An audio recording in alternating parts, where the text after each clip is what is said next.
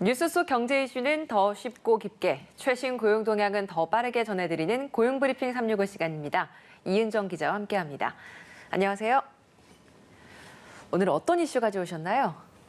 네, 지난해부터 사업장 규모와 상관없이 고용주가 노동자에게 임금 명세서를 의무적으로 지급해야 하는 근로기준법 개정안이 시행됐죠.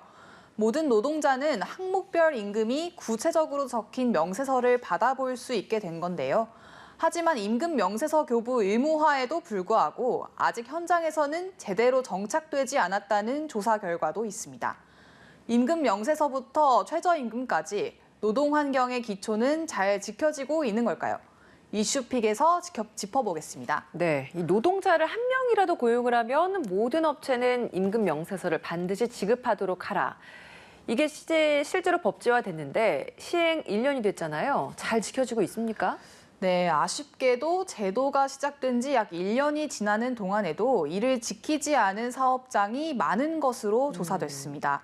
고용노동부 자료를 보면요. 지난해 11월부터 올해 9월까지 10개월 동안 임금 명세서 교부 의무를 위반해 적발된 건수가 총 6,831건에 달했는데요.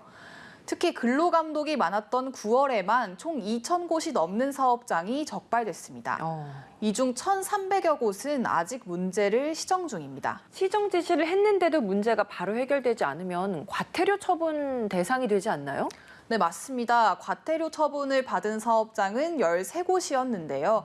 15만 원에서 많게는 50만 원의 과태료 처분이 내려졌습니다. 법에는 과태료 상한선이 500만 원으로 설정돼 있지만 고용부는 노동자 1인당 30만 원 수준으로 과태료를 부과하고 있기 때문입니다. 너무 미비하네요. 그만큼 상대적으로 규모가 작은 업장에서는 위반 건수가 더 많았다라고 볼 수 있겠어요. 네, 과태료 부과 사업장만 따져보면요. 5인 미만 사업장이 8곳, 5인에서 49인 사업장이 5곳이었는데요. 상대적으로 규모가 작은 사업장들이 법 위반 건수도 많고 시정 지시를 따르지 않아 과태료 부과 대상이 되는 경우도 많았던 겁니다. 실제로 최근 직장갑질 119에 접수된 임금 명세서 교부 의무 위반 관련 제보를 봐도 마찬가지입니다. 50인 미만 사업장이거나 고용 형태가 프리랜서, 특수고용직, 비정규직인 경우가 많았습니다. 사실 임금 명세서 처음 도입됐을 때 작은 사업체들의 부담을 줄이기 위해서 정부가 어떤 조처를 했던 걸로 기억하거든요. 네, 맞습니다. 지난해 임금 명세서 도입 당시 정부는 준비 기간이 필요한 점을 고려해서 충분한 시정 기한과 시정 기회를 줬습니다. 네. 그리고 임금 명세서가 특정 서식에 딱 맞춰야 하는 부담을 덜어주기 위해서 기본 필요한 내용들만 포함된다면 이메일이나 휴대전화, 문자 메시지, 카카오톡으로 줘도 인정하기도 했고요. 그런데도 아직 현장에서는 제대로 지켜지지 않고 있는 겁니다. 이렇게 시정 기한도 주고 기회도 줬는데 잘 지켜지지 않는다. 1년이 지났는데도 크게 개선되는 게 없다. 이건 뭐 지킬 의도가 없다라고 봐야 되는 거 아닙니까? 네, 맞습니다. 전문가들 역시 최초 적발 시 시정 명령을 내리고 이를 이행하지 않는 경우 과태료를 부과하고는 있지만 사실 과태료의 수준이 너무 낮아서 사업주들이 가볍게 여기는 건 아닌지 우려된다고 이야기하는데요. 그러게요. 임금 명세서 의무화가 1년이 다 되어가는 시점인 만큼 반복 위반하는 사례가 있는 건 아닌지 고용노동부의 철저한 감독이 필요하다고 조언했습니다. 네, 사실 또 하나 이 노동자들에게 보호될 수 있는 이 테두리가 되는 게 근로계약서인데 이걸 꼭 써야 하잖아요. 이걸 아직도 쓰지 않는 곳들이 많더라고요. 네, 근로기준법에 따르면 사용자가 노동자에게 임금과 노동시간, 휴일 등이 명시된 근로계약서를 서면으로 내줘야 한다고 정해져 있죠. 그런데 고용노동부가 올해 9월 말까지 3차례 현장 점검을 시행한 결과를 보면요.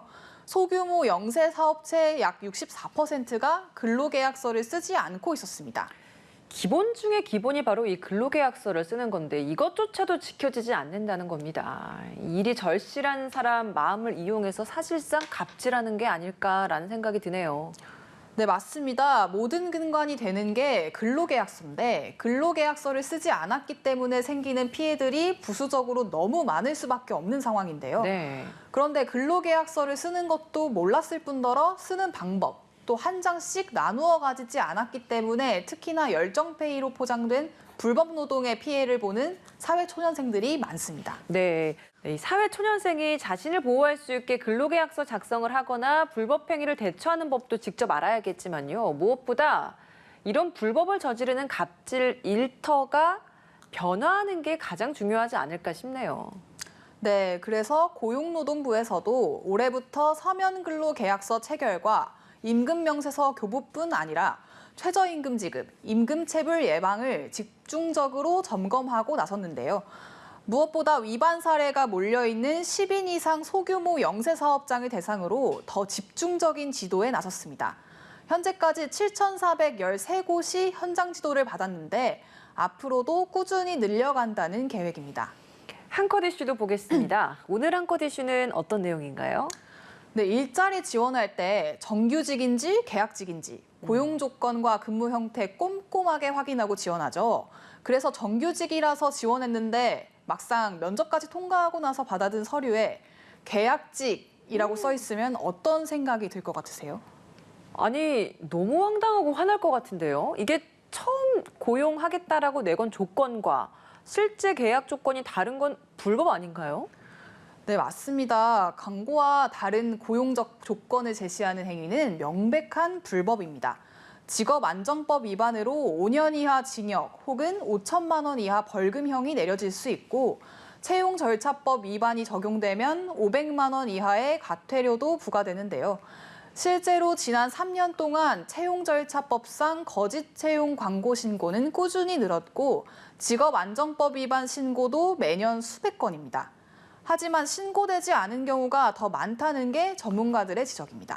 아무래도 사실 한 자리라도 채용을 빨리 해서 취직을 해서 돈을 벌고 싶어하는 그 구직자들의 마음을 악용한 사례가 아닐까 싶어요. 그래서 채용 불이익도 우려가 되고 하니까 참 이런 신고 사례도 줄어들 수밖에 없는 그런 구조인 거네요.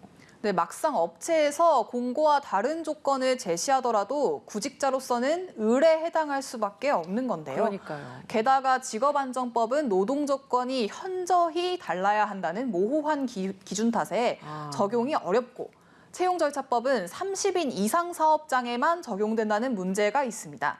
그래서 실제 과태료 부과나 고발 조치는 각각 한 해 10건 미만에 그치는 실정입니다. 30인 이상 사업장에만 적용을 하고 있다면 그 범위를 좀 더 넓혀야 하지 않을까요? 그렇죠. 이제 전문가들 역시 법을 재정비해서 그 범위를 넓혀야 한다고 조언하는데요. 또 직업안정법 같은 경우에는 판단 기준을 명확히 해서 구직자를 보호할 수 있도록 해야 한다는 겁니다. 구직자 울리는 거짓 구인 광고를 뿌리 뽑으려면 당장 익명 신고를 활성화하는 방안도 보완하고 장기적으로는 법령을 강화해야 한다는 지적도 나오고요. 네, 근로계약서와 임금명세서, 최저임금, 임금체불 예방. 우리가 일터에서 기본적으로 꼭 지켜야 할 기본 제도인데요. 여러분의 일터에서는 잘 지켜지고 있습니까? 노동자의 기본 권리를 지키기 위한 관심과 대책이 필요합니다. 오늘 이은정 기자와 함께했습니다. 고맙습니다. 지금까지 고용브리핑 365였습니다.